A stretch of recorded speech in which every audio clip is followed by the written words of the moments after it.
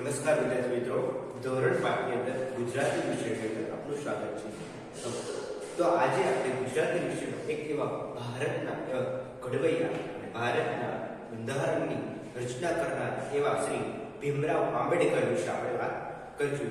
કેટલાક એવા દેશની આઝાદી અપાવે એવા કેટલાક વીર નેતાઓ છે જેને આપણા દેશની આઝાદી અપાવી, જેમાં ગાંધીજી સૌથી મોખરે છે અને સરદાર વલ્લભભાઈ પટેલ, જવાહરલાલ નહેરુ, સરદાર વલ્લભભાઈ પટેલ, ત્યાર પછી તમે જો તો ભીમરાવ આંબેડકર જે છે જે અસ્પૃશ્યતા જે છે અસ્પૃશ્યતાને હટાવી દીધી અને જે નાત જાત ઊંચ નીચ ભેદભાવ જે છે એ ભેદભાવને દૂર કરી દીધા અને આ ભેદભાવને દૂર કરીને તે એક શ્રેષ્ઠ ભારત રત્ન તરીકે ઓળખાણ આપે. એ રીતે આપણે આજે ભારત રત્ન ડોક્ટર ભીમરાવ આંબેડકર વિશે અભ્યાસ કરવાનો છે.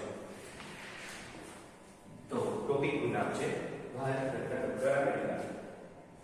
ભારત રત્ન ડોક્ટર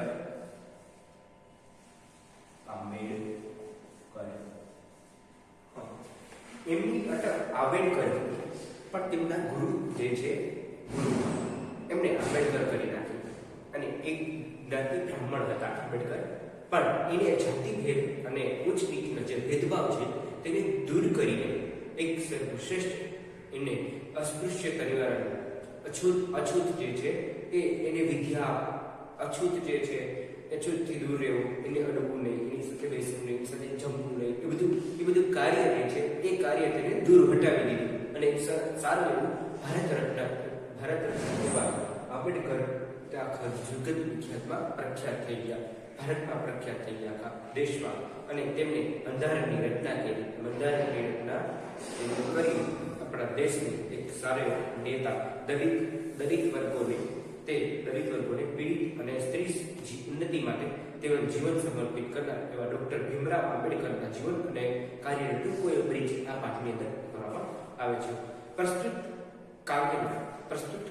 પાઠની અંદર લેખિકા છે હાસ્યરા પંડ્યા.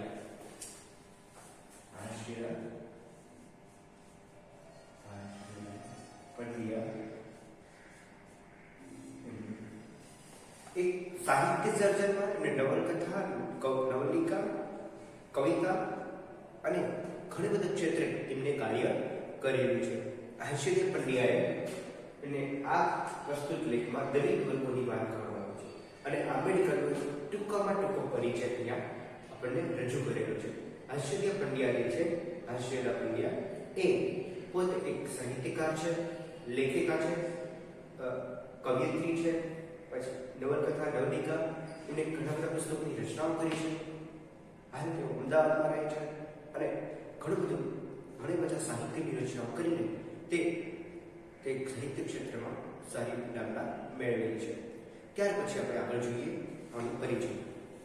પ્રસ્તુત એકમમાં લેખિકાએ સરસ દલિત, પીડિત અને સ્ત્રી ઉન્નતિ માટે જીવન સમર્પિત કરનાર ડોક્ટર ભીમરાવ આંબેડકરના જીવન અને કાર્યનો ટૂંકો પરિચય આપ્યો છે.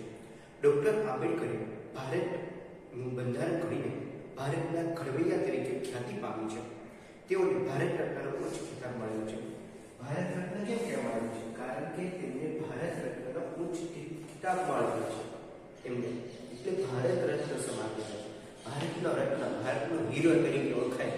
રત્ન એટલે હીરો. ભારતનો હીરો તરીકે ઓળખાય ને એ ભારત રત્ન કહેવાય છે.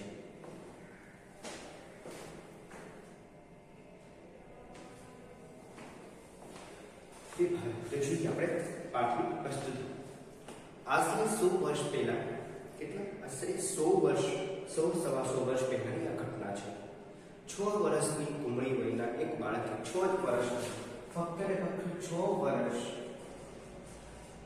વર્ષની ઉંમરી વયનો બાળક, ઉંમરી એટલે એકદમ સીધો સારો ઉંમરી વય, તાજો 6 વર્ષની ઉંમરી વયના એક બાળકે પોતાની માતા ગુમાવી દીધી. એના પિતા રામજીભાઈ લશ્કરી શાળામાં શિક્ષક છે. તેમના પિતાનું નામ શું હતું? આંબેડકરના પિતાનું નામ શું હતું? રામજીભાઈ આંબેડકરના પિતા કોણ હતું? રામજીભાઈ હતા. લશ્કરી શાળામાં લશ્કરી શાળામાં શિક્ષક હતા. લશ્કરી શાળા કે સૈનિક શાળા શેનું કાર્ય કરતા હતા? એ શિક્ષકનું કાર્ય. સૈનિક શાળામાં શિક્ષક હતા. કોણ હતા? આંબેડકરના પિતા હતા. એ સૈનિક શાળામાં શિક્ષક હતા. તેમને માતૃ સુખ ગુમાવનાર પુત્રના વાકડિયા વાળમાં પિતા હાથ પસવારી રહે કે હાથ ફેરવી રહ્યા હતા. ચારેય દિશાઓમાં એમને જાણે કે અંધકાર દેખાઈ રહ્યો હતો. નાનપણમાં 6 વર્ષની વય હતી. 6 વર્ષનો છોકરો બાળકે એક નાનપણમાં તેની માતાને ગુમાવી દીધી. પિતા રામજીભાઈ લશ્કરી શાળાની અંદર તેઓ શિક્ષક હતા અને તેઓ ચારેય દિશામાં તે અંધકાર જોઈ રહ્યા કહે છે કે મારા આ સૌથી નાના દીકરાનું શું થશે?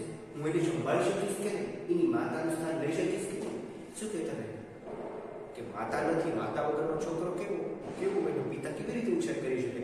કે આ 6 વર્ષનું બાળક શું મારા દીકરાને સંભાળ કોણ લેશે? મારા દીકરાની માતાનું સ્થાન હું લઈ શકીશ કે નહીં? હું એને સંભાળી શકીશ કે નહીં? એવા એને પ્રશ્ન થતો. એટલે થોડી વારમાં જ એને મક્કમ નિર્ધાર કરી લીધો. નિર્ધાર લક્ષ્ય તરફ આગળ વધારી દીધું. આ નાનકડા ભીમરાવને હું ભણાવીને સારો નાગરિક બનાવીશ. એને મનની અંદર એક સંકલ્પ લઈ લીધો, નિર્ધાર કર્યો, સંકલ્પ લીધો કે મારા આ છોકરાને નાનો છે એને ભણાવીને એક સારો નાગરિક બનાવી શકે.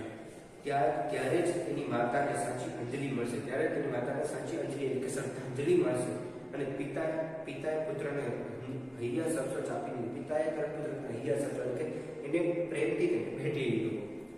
6 વર્ષનો એ બાળક તે કાંઈ બીજું કાંઈ નહીં પણ આપણા દેશના બંધારણના ઘડવૈયા ડોક્ટર બાબા સાહેબ આંબેડકર. એ 6 વર્ષનો બાળક છે પણ એ 6 વર્ષના બાળકનું નામ શું હતું? આપણા દેશના બંધારણને ઘડવૈયા એવા ડોક્ટર ભીમરાવ આંબેડકર. ડોક્ટર ભીમરાવ આંબેડકર હતા.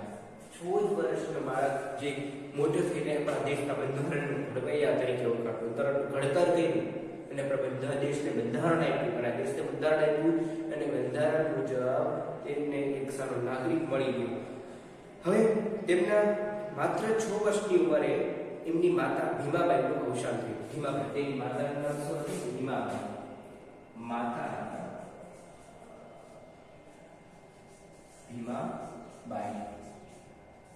માતાનું નામ હતું ભીમાબાઈ અને પિતાનું નામ હતું રામજીભાઈ.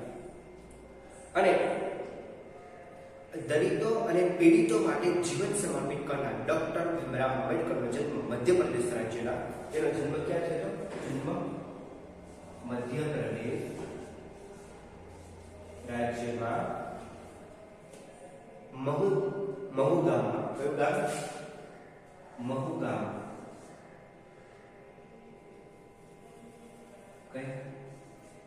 મહુ ગામમાં 14 એપ્રિલ 1851. 14 એપ્રિલ 14/4/1851 જન્મ થયો. કયો? મધ્યપ્રદેશ રાજ્ય મહુ ગામ 14/4/1851 એટલે કે 14 એપ્રિલ 1851 જન્મ થયો. કોનો? ડોક્ટર ભીમરાવ આંબેડકરનો. અને તેઓ ભીમરાવ રંગે ઘવર્ણ હતા. એમની કપાળ વિશાળ, કપાળ જે હતું એ વિશાળ હતું. વાળ તો એવા સરસ વાકડિયા અને જુનાની આંખ હરીફ છે. જુનાની આંખ એકદમ હરીફ છે એવા વાકડિયા વાળ હતા. નાક એવું ટચુકડું, આંખો પાણીદાર જેવું. પરિવારમાં એ સૌથી નાના એટલે મા બાપ સૌથી લાડલા હતા. આમ નાના હોય ને સૌથી લાડલા હોય, સૌથી નાના લાડલા હતા. અને લાલપોરની સારી પેઠે પામ્યા. પરંતુ દુર્ભાગ્યે માતાનું સુખ વહેલું છીનવાઈ ગયું. દુર્ભાગ્ય એવું હતું કે તેની માતાનું સુખ જે છે, માતાનું સુખ વહેલું તે સુખ પામી શકા નહીં. દુર્ભાગ્ય એવું છીનવાઈ ગયું.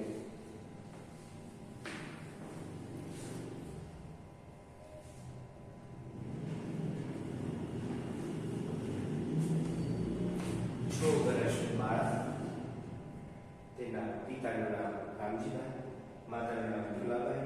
ડોક્ટર ભીમરાવ આંબેડકરનો જન્મ મધ્યપ્રદેશના મહુ ગામમાં 14 એપ્રિલ 1851 જન્મ થયો. તેમના પિતા રામજીભાઈ સૈનિક શાળામાં શિક્ષક હતા. 6 વર્ષનું બાળક હતું. 6 વર્ષનું બાળક થયું ત્યારે તેની માતા અવસાન થઈ ગઈ. ખૂબ લાડકોડથી ઉછરેલા હતા. આપણા દેશના ભારતના ઘડવૈયા હતા.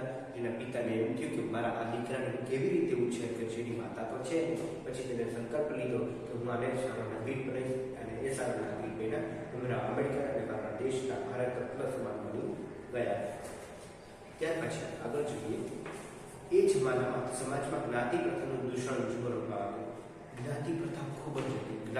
ઊંચ નીચ, ભેદભાવ, રંગરૂપ, આ બધા ભેદભાવો હતા એ સમયમાં. અને ઊંચ નીચના ભેદભાવ બહાર વિનાના હતા. ભીમરાવને ઘણું સહન કરવાનું હતું. ભીમરાવને ઘણું સહન કરવાનું આવ્યું. ભણવામાં તેજસ્વી એવા ભીમરાવને આ અપમાનથી ખૂબ જ લાગી આવ્યું. આ બધું અપમાન ખૂબ લાગી આવ્યું. ઊંચ નીચના ભેદભાવ, આ બધા અપમાનથી તેને ખૂબ લાગી આવ્યું. એટલે ભણવામાં પણ તેજસ્વી હતા, પાછા હોશિયાર હતા. અને એ સમયે આવડત નહોતી જોવાતી, જ્ઞાતિ જોવામાં આવતી. એ સમયે શું જોવામાં આવતું? જ્ઞાતિ જોવામાં આવતી, આવડત જોવામાં આવતી નહોતી.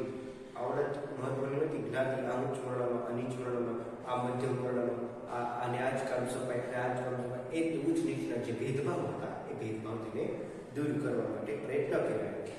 એ વાત એની ભારે કઠતી હતી કે જે આવડત નહોતી જોવાતી પણ જ્ઞાતિ જોવામાં આવતી, એટલે એ વાત એને ભારે કઠતી હતી. અને એ કઠતી હતી વાત એટલે તે તરત જ તે એને ગમતું નહોતું. એટલે પોતે મોટો થઈને એક અન્યાયનો વિરોધ કરશે અને એવો સંકલ્પ કર્યો. હું મોટો થઈને એક અન્યાયનો વિરોધ કર્યો. આ જ્ઞાતિ, જાતિ, ભેદભાવ, ઊંચ નીચ, બધી જ બાબતો જે છે બધી જ બાબતોને હું વિરોધ કરીશ. અને આ ઉચ્ચ નીચનો ભેદભાવ છે, અસ્પૃશ્યતા નિવારણ છે, અછૂત છે, એને હું દૂર કરી દઈશ. રત્ન તે કઈ ઢાંક્યું રહે, રત્ન તે ઢાંક્યું રહે, હીરો બધી ઢાંકો રહે ના રે. એ તો આપવા બહાર ઝળકી ઉઠે છે. હીરો બધી ઢાંકો રહે, ઝળકી ઉઠે છે, એકદમ ચમકી ઉઠે છે.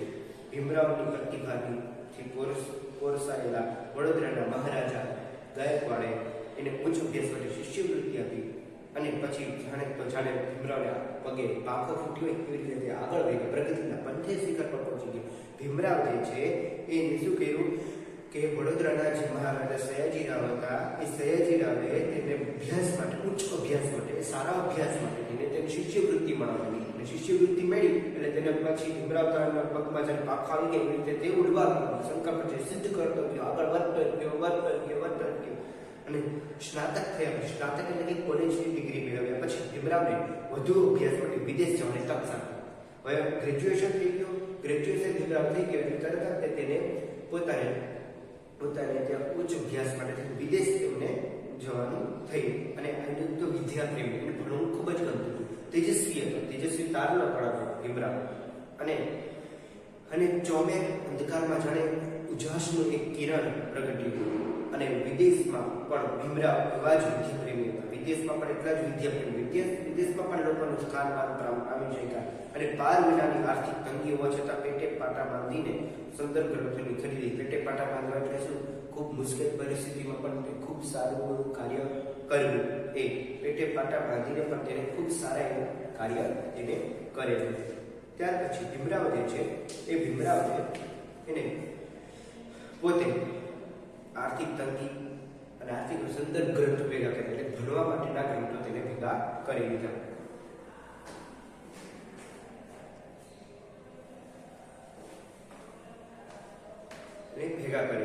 ત્યાર પછી ભીમરાવ હવે ડોક્ટર ભીમરાવ આંબેડકર બન્યા. એટલે એમએ અને પીએચડી ડિગ્રી મેળવી. કઈ ડિગ્રી? એમએ અને પીએચડી ની ડિગ્રી તેને મેળવી લીધી.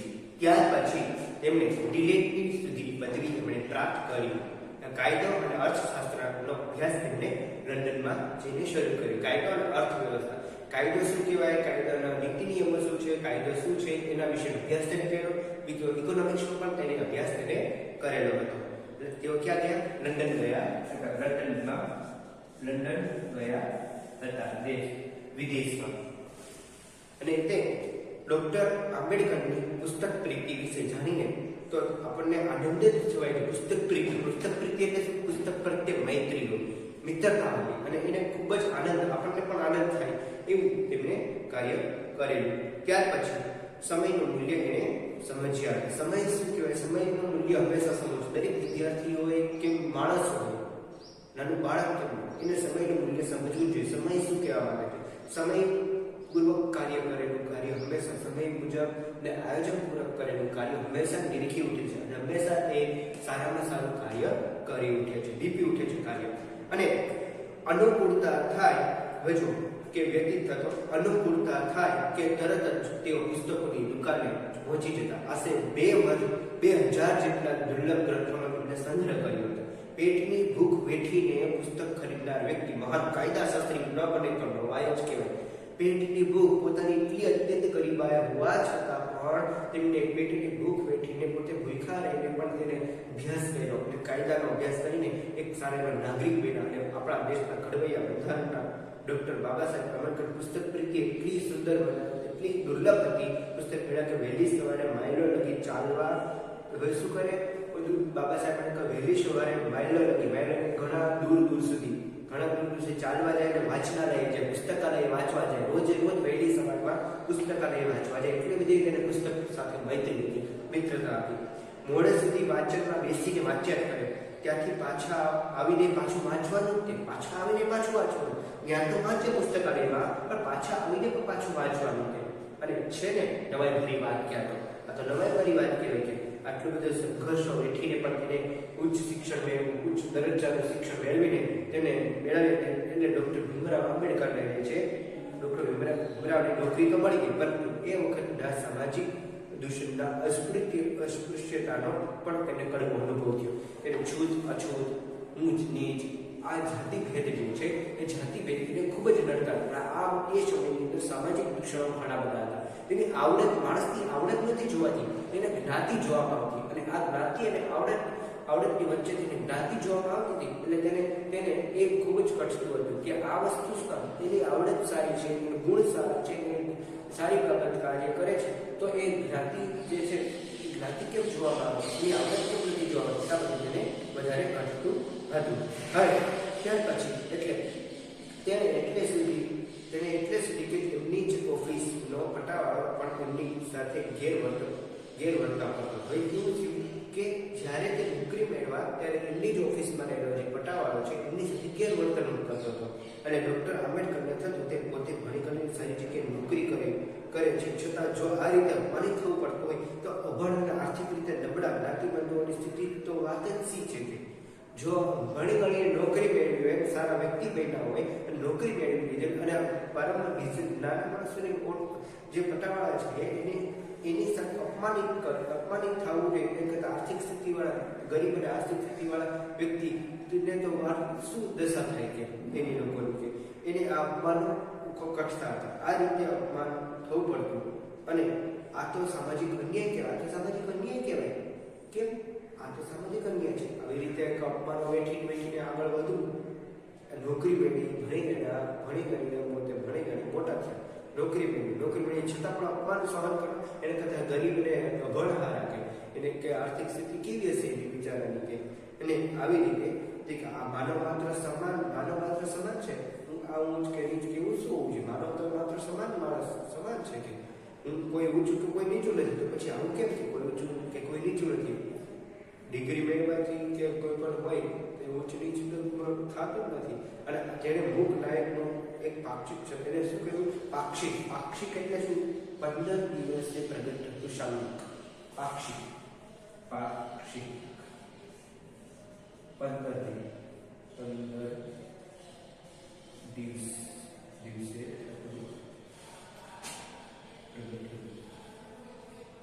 પ્રગટ થતું શાંતિક પાક્ષિક. જે મૂક નાયક નામનું પાક્ષિક તેને રજૂ કર્યું. અને તેમાં માત્ર લેખ કે પુસ્તકો લખીને તેઓ અટકી ન ગયા, કર્મશીલ પણ બન્યો. કર્મશીલ પુસ્તકો લખીને કે કર્મશીલ, અને કર્મથી વ્યક્તિ મહાન બને છે, જન્મથી વ્યક્તિ મહાન બનતો નથી. 20 જુલાઈ 1924 રોજ તેને બહિષ્કૃત હિતકારીની સભા નામની સંસ્થાની સ્થાપના કરી. 20 જુલાઈ 1924 તે કઈ સંસ્થાની સ્થાપના કરી? બહિષ્કૃત હિતકારી સભા. બહિષ્કૃત હિતકારી સભા આ નામની સંસ્થાની સ્થાપના કરી. આ સંસ્થા દ્વારા સામાજિક ઉત્થાનની અને અનેક પ્રવૃત્તિઓ લાગી અને છાત્રાલયો, વાંચનાલયો, શૈક્ષણિક વર્ગો અને સ્વાધ્યાય મંડળો પણ ખોલવામાં આવ્યા હતા. સાથે સાથે પ્રજાની આર્થિક સ્થિતિ સુધારવાનો આશયથી ઔદ્યોગિક અને કૃષિ વિષયક શાળાઓ આ સંસ્થા ચલાવી રહી હતી. અને શિક્ષણ વર્ગના સમાજનો ઉત્કર્ષ શક્ય નથી એ સત્ય ડોક્ટર આંબેડકર સમજી શક્યા હતા. સો આ જે બહિષ્કૃત હિતકારી સભામાં શું કે જે સામાજિક અન્યાય થાય છે તેને દૂર કરવાનો, દૂષણો દૂર કરવાના, બીજું એમના સામાજિક ઉત્થાન માટે પ્રવૃત્તિઓ, છાત્રાલયોની વ્યવસ્થા કરવી, વાંચનાલયની વ્યવસ્થા કરવી, શૈક્ષણિક વર્ગો ઊભા કરવા, જેથી કરીને આ સ્વાધ્યાય મંડળો ખોલવા, જેથી કરીને જે ગરીબ જે છે નીચા વર્ગના લોકો છે એ લોકોને ન્યાય મળી રહે, અને બીજું પ્રજાની આર્થિક સ્થિતિ સુધરી શકે અને ઔદ્યોગિક અને કૃષિ ક્ષેત્રે શાળાઓમાં આ સંસ્થા લાગી ત્યારે સારી જે નોકરી છે તે કરી શકે. અને શિક્ષણ વર્ગ સમાજનો ઉત્કર્ષ શક્ય જ નથી અને એ શક્ય ડોક્ટર બાબા સાહેબ આંબેડકર સમજી ગયા. ભાગ બીજાની અંદર આગળ અભ્યાસ કરીશું. પહેલા ભાગની અંદર આની સુધી રાખી બીજા ભાગની અંદર આગળ અભ્યાસ કરીશું. તમારું આજનું હોમવર્ક જે છે એનો વધી લેજો. હોમવર્ક તમારું રહેશે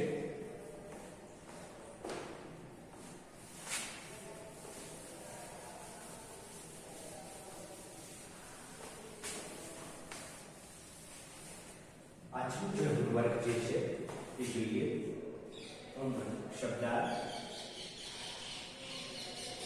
રૂઢિપ્રયોગ, સ્વાધ્યાય,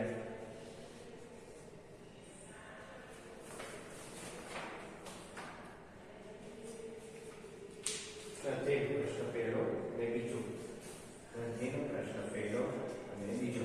આ ભાગ એક જે છે એ ચર્ચા અત્યારે કરી. બીજા ભાગમાં વિસ્તૃત પાઠ અભ્યાસ કરીશું. તો આટલું તમારે હોમવર્કમાં રહેશે. પહેલો અને બીજો પાઠ લખવાનો રહેશે. ગુજરાતીની પાકી નોટ અને તમારે આની અંદર તમારે બધું પૂરી નાખવાનું રહેશે. આજનો છે અહીંયા ભાગ એક પૂર્ણ કરીએ. બીજા ભાગમાં આની વિસ્તૃત ચર્ચા કરશું. લિંગ ભેદ, જાતિ ભેદ એવું કઈ રીતે દૂર કર્યા છે તેની વાત આપણે કરીશું. તો નમસ્કાર. અસ્તુ.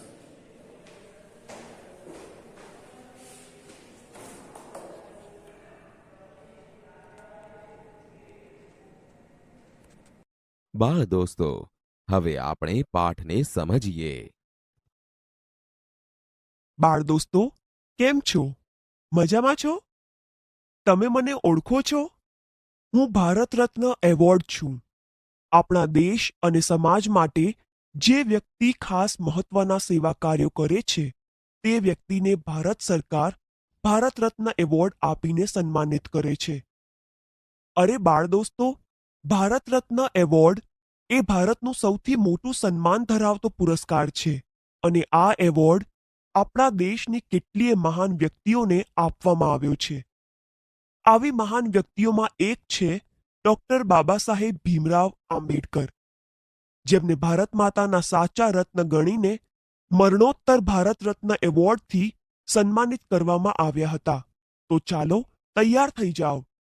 આજે હું તમને એમના જીવન વિશે ઘણી બધી વાતો કહીશ. આશરે 100-125 વર્ષ પહેલાની આ ઘટના છે. 6 વર્ષની કુમળી વયના એક બાળકે પોતાની માતા ગુમાવી છે. એના પિતા રામજીભાઈ લશ્કરી શાળામાં શિક્ષક છે. માતૃસુખ ગુમાવનાર પુત્રના વાંકડિયા વાળમાં પિતા હાથ પસવારી રહ્યા છે. ચારેય દિશાઓમાં એમને જાણે કે અંધકાર દેખાઈ રહ્યો છે. મારા આ સૌથી નાના દીકરાનું શું થશે? હું એને સંભાળી શકીશ? એની માતાનું સ્થાન લઈ શકીશ? થોડી વારમાં જ એમણે મક્કમ નિર્ધાર કરી લીધો. નાનકડા ભીમરાવને હું ભણાવી ગણાવીને સારો નાગરિક બનાવીશ. ત્યારે જ એની માતાને સાચી અંજલિ મળશે. પિતાએ પુત્રને હૈયા સરસો ચાંપી દીધો. 6 વર્ષનો એ બાળક તે બીજું કોઈ નહીં, આપણા દેશના બંધારણના ઘડવૈયા ડોક્ટર બાબા સાહેબ આંબેડકર. એમનું મૂળ નામ ભીમરાવ. માત્ર 6 વર્ષની ઉંમરે એમની માતા ભીમાબાઈનું અવસાન થયું. દલિતો અને પીડિતો માટે જીવન સમર્પિત કરનારા ડોક્ટર ભીમરાવ આંબેડકરનો જન્મ મધ્યપ્રદેશ રાજ્યના મહુ ગામમાં 14મી એપ્રિલ 1891માં થયેલો. ભીમરાવ રંગે ઘઉંવર્ણા હતા. એમનું કપાળ વિશાળ હતું. વાળ તો એવા વાંકડિયા કે જોનારની આંખ ઠરે. નાક ટચુકડું પણ આંખો પાણીદાર. પરિવારમાં એ સૌથી નાના એટલે મા બાપના લાડકોડ સારી પેઠે પામ્યા. પરંતુ દુર્ભાગ્યે માતાનું સુખ વહેલું છીનવાઈ ગયું. એ જમાનામાં સમાજમાં જ્ઞાતિ પ્રથાનું દૂષણ જોરમાં. ઊંચ નીચના ભેદભાવ પાર વિનાના. ભીમરાવને પણ ઘણું સહન કરવાનું આવ્યું. ભણવામાં તેજસ્વી એવા ભીમરાવને આ અપમાનથી ખૂબ જ લાગી આવતું. એ સમયે આવડત નહોતી જોવાતી, જ્ઞાતિ જોવામાં આવતી હતી. એ વાત એને ભારે કટતી હતી. પોતે મોટો થઈને આ અન્યાયનો વિરોધ કરશે એવો સંકલ્પ કરેલો. રત્ન તે કંઈ ઢાંક્યું રહે? ભીમરાવની પ્રતિભાથી પોરસાયેલા વડોદરાના મહારાજા સયાજીરાવ ગાયકવાડે એને ઉચ્ચ અભ્યાસ માટે શિષ્યવૃત્તિ આપી. પછી તો જાણે ભીમરાવના પગે પાંખો જ ફૂટી. સ્નાતક થયા પછી ભીમરાવને વધુ અભ્યાસ માટે વિદેશ જવાની તક પણ સાંપડી. ચોમેર અંધકારમાં જાણે ઉજાસનું એક કિરણ પ્રગટ્યું. વિદેશમાં પણ ભીમરાવ એવા જ વિદ્યાપ્રેમી રહ્યા. પાર વિનાની આર્થિક તંગી હોવા છતાં પેટે પાટા બાંધીને તેઓ સંદર્ભ ગ્રંથોની ખરીદી કરતા. ભીમરાવ હવે ડોક્ટર ભીમરાવ આંબેડકર બન્યા. MA, PhD અને D.Litt સુધીની પદવી એમણે પ્રાપ્ત કરી. કાયદો અને અર્થશાસ્ત્રનો અભ્યાસ એમણે લંડન જઈને કર્યો. ડોક્ટર આંબેડકરની પુસ્તક પ્રીતિ વિશે જાણીને તો આપણને આનંદ સાથે નવાઈ પણ થશે. સમયનું મૂલ્ય તેઓ સમજ્યા હતા અને એટલે જ એમનો ફુરસદનો સમય વાંચનમાં વ્યતીત થતો. અનુકૂળતા થાય કે તરત જ તેઓ પુસ્તકોની દુકાને પહોંચી જતા. આશરે 2000 જેટલા દુર્લભ ગ્રંથોનો એમણે સંગ્રહ કર્યો હતો. પેટની ભૂખ વેઠીને પુસ્તક ખરીદનાર વ્યક્તિ મહાન કાયદાશાસ્ત્રી ન બને તો જ નવાઈ. ડોક્ટર બાબા સાહેબ તો એવા પુસ્તક પ્રેમી કે દુર્લભ પુસ્તક મેળવવા વહેલી સવારે માઇલો લગી ચાલીને વાંચનાલયે જાય. મોડે સુધી વાંચનાલયમાં બેસીને વાંચ્યા કરે. ત્યાંથી પાછા આવીને પાછું વાંચવાનું. છે ને નવાઈભરી વાત. સંઘર્ષો વેઠીને આટલું ઊંચા દરજ્જાનું શિક્ષણ મેળવ્યા પછી ડોક્ટર ભીમરાવને નોકરી તો મળી, પરંતુ એ વખતના આપણા સામાજિક દૂષણ અસ્પૃશ્યતાનો પણ કડવો અનુભવ થયો. તે એટલે સુધી કે એમની જ ઓફિસનો પટ્ટાવાળો પણ એમની સાથે ગેરવર્તાવ કરતો હતો. ડોક્ટર આંબેડકરને થતું કે પોતે ભણી ગણીને સારી જગ્યાએ નોકરી કરે છે, છતાં જો આ રીતે અપમાનિત થવું પડતું હોય તો પછી મારા અભણ અને આર્થિક રીતે નબળા જ્ઞાતિબંધુઓની સ્થિતિની તો વાત જ શી કરવી. આ તો સામાજિક અન્યાય કહેવાય. માનવ માત્ર સમાન છે, કોઈ ઊંચું કે નીચું નથી. તો પછી આવું કેમ? તેમણે મૂકનાયક નામનું એક પાક્ષિક શરૂ કર્યું. માત્ર લેખ કે પુસ્તકો લખીને તેઓ અટકી ન ગયા, કર્મશીલ પણ બન્યા. 20મી જુલાઈ 1924ના રોજ એમણે બહિષ્કૃત હિતકારિણી સભા નામની સંસ્થાની સ્થાપના કરી. આ સંસ્થા દ્વારા સામાજિક ઉત્થાનની અનેક પ્રવૃત્તિઓ થવા લાગી. છાત્રાલયો, વાંચનાલયો, શૈક્ષણિક વર્ગો અને સ્વાધ્યાય મંડળો પણ ખોલવામાં આવ્યા. સાથે સાથે પ્રજાની આર્થિક સ્થિતિ સુધારવાના આશયથી ઔદ્યોગિક અને કૃષિ વિષયક શાળાઓ આ સંસ્થા ચલાવવા લાગી. શિક્ષણ વગર સમાજનો ઉત્કર્ષ શક્ય જ નથી. એ સત્ય ડોક્ટર આંબેડકર સમજી ગયા હતા. સમાજની કેટલીક જ્ઞાતિઓની જેમ જ સ્ત્રીઓની સ્થિતિ પણ દયનીય હતી. ડોક્ટર બાબા સાહેબનું હૃદય આ જોઈને પીગળી જતું. સ્ત્રીઓ માટેના સમાજના કાયદા એટલા તો નિર્મમ અને આપખુદ હતા કે ન પૂછો વાત. ડોક્ટર બાબા સાહેબ આંબેડકરે સ્ત્રીઓને પણ શિક્ષણ પ્રત્યે અભિમુખ કરી બાળ લગ્નનો વિરોધ કર્યો. વિધવા વિવાહનું સમર્થન કર્યું. સ્ત્રીને પણ એનો વારસા હક મળવો જ જોઈએ એવો આગ્રહ સેવનાર પણ અલબત્ત બાબા સાહેબ જ હતા. બાબા સાહેબનું એક સૂત્ર ગાંઠે બાંધવા જેવું છે. શિક્ષિત બનો, સંગઠિત બનો. સ્વાવલંબન જ સાચી સહાય છે. તેઓ સ્ત્રીને સમાજનું આભૂષણ લેખાવતા. સ્વતંત્ર ભારતમાં કાયદા પ્રધાન બનેલા બાબા સાહેબે ભારતીય સંવિધાનમાં પણ લિંગભેદ નષ્ટ કરીને નારીને ગૌરવપ્રદ સ્થાન અપાવ્યું. સ્ત્રીને શિક્ષણ મેળવવાનો, સત્તા સ્થાને પહોંચવાનો, વિવાહ વિચ્છેદનો, પિતાની મિલકતમાં ભાગ મેળવવાનો અને પુનઃલગ્નનો અધિકાર પણ અપાવ્યો. કાયદાઓની સાથે સાથે બાબા સાહેબે સ્ત્રી શિક્ષણને ઉત્તેજન મળે એવી શુભ નિષ્ઠાથી પ્રેરાઈને વિદ્યાર્થીઓને ફીમાં છૂટ અપાવી. છાત્રાલયો બાંધવા માટે વિનામૂલ્યે જગ્યા અપાવી. નિધિ એકત્ર કરીને ભોજનની વ્યવસ્થા પણ કરાવી. એટલું જ નહીં, સ્ત્રીઓને મતદાન કરવાનો અધિકાર મળે એ માટે આગ્રહ સેવનાર પણ બાબા સાહેબ જ હતા. ડૉક્ટર બાબા સાહેબ પ્રખર દેશભક્ત પણ હતા. આઝાદીના જંગમાં પણ એમની મહત્વની ભૂમિકા હતી. મહાત્મા ગાંધી સાથે પણ એમણે કાર્ય કરેલું. એમની સાથે વખતો વખત મતભેદો પડવા છતાં બાપુ પ્રત્યે ડૉક્ટર બાબા સાહેબને સંપૂર્ણ આદર હતું. ડૉક્ટર બાબા સાહેબ કેવળ રાજકીય આઝાદી જ નહોતા ઝંખતા.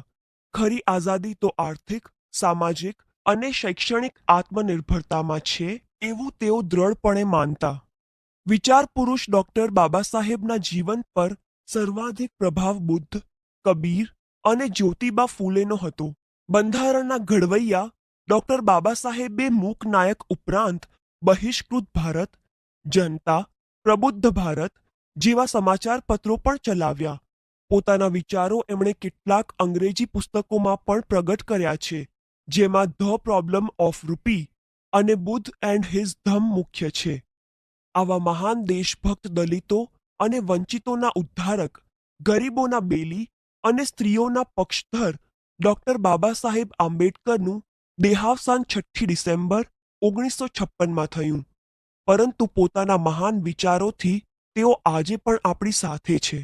ભારત માતાના આ સાચા રત્નને ઈસવીસન 1990માં આપણા દેશે મરણોત્તર ભારત રત્નના ઇલકાબથી નવાજવામાં આવ્યા. ભારત રત્ન અને બંધારણના ઘડવૈયાને ડૉક્ટર ભીમરાવ આંબેડકરને હૃદયપૂર્વક વંદન. ભાષા સજ્જતા. બાળ દોસ્તો, આજે આપણે શબ્દ કઈ લિંગમાં છે એની ઓળખ વિશે જાણકારી મેળવીએ. બાળ દોસ્તો, શબ્દની લિંગ 3 પ્રકારે ઓળખી શકાય છે: સ્ત્રીલિંગ, પુલ્લિંગ અને નપુંસક લિંગ. સૌ પ્રથમ આપણે સ્ત્રીલિંગની ઓળખ વિશે જાણકારી મેળવીએ. હવે અહીં આપેલા શબ્દો ધ્યાનથી વાંચો અને સમજો. છોકરી, દાસી, રાણી, કૂતરી, ચકલી, વાંસળી, છત્રી. બાળ દોસ્તો, અહીં આપેલા શબ્દોમાં તમે જોશો કે શબ્દોને અંતે ઈ પ્રત્યય લાગેલો છે, એટલે કે જે શબ્દોની પાછળ મોટે ભાગે ઈ પ્રત્યય લાગેલો હોય તેવા શબ્દો સ્ત્રીલિંગ છે એમ કહેવાય. બાળ દોસ્તો, હવે આપણે પુલ્લિંગની ઓળખ વિશે જાણકારી મેળવીએ. અહીં આપેલા શબ્દો ધ્યાનથી વાંચો અને સમજો. મોરલો, છોકરો, ઘોડો, વાંદરો, પંખો, ઘડો, ખાટલો. બાળ દોસ્તો, અહીં આપેલા શબ્દોમાં પણ તમે જોશો કે શબ્દોને અંતે ઓ પ્રત્યય લાગેલો છે, એટલે કે જે શબ્દોની પાછળ મોટે ભાગે ઓ પ્રત્યય લાગેલો હોય તેવા શબ્દો પુલ્લિંગ છે એમ કહેવાય. બાળ દોસ્તો, હવે આપણે નપુંસક લિંગની ઓળખ વિશે જાણકારી મેળવીએ. અહીં આપેલા શબ્દો ધ્યાનથી વાંચો અને સમજો. છોકરું, કૂતરું, આંગણું, બારણું, રમકડું. બાળ દોસ્તો, અહીં આપેલા શબ્દોમાં પણ તમે જોશો કે શબ્દોને અંતે ઉં પ્રત્યય લાગેલો છે, એટલે કે જે શબ્દોની પાછળ મોટે ભાગે ઉં પ્રત્યય લાગેલો હોય તેવા શબ્દો નપુંસક લિંગ છે એમ કહેવાય. બાળ દોસ્તો, બીજી રીતે પણ શબ્દમાંની લિંગને ઓળખી શકાય છે. આપણે જ્યારે શબ્દમાંની લિંગને ઓળખવા માટે કેવી, કેવો કે કેવું જેવા પ્રશ્નો પૂછીએ છીએ ત્યારે આપણે જવાબરૂપે 2 શબ્દની લિંગ ઘણી સરળતાથી ઓળખી શકીએ છીએ, જેમ કે શબ્દ, પ્રશ્ન. લિંગની ઓળખ. ચકલી કેવી સ્ત્રીલિંગ, ઘોડો કેવો પુલ્લિંગ, કૂતરું કેવું નપુંસકલિંગ.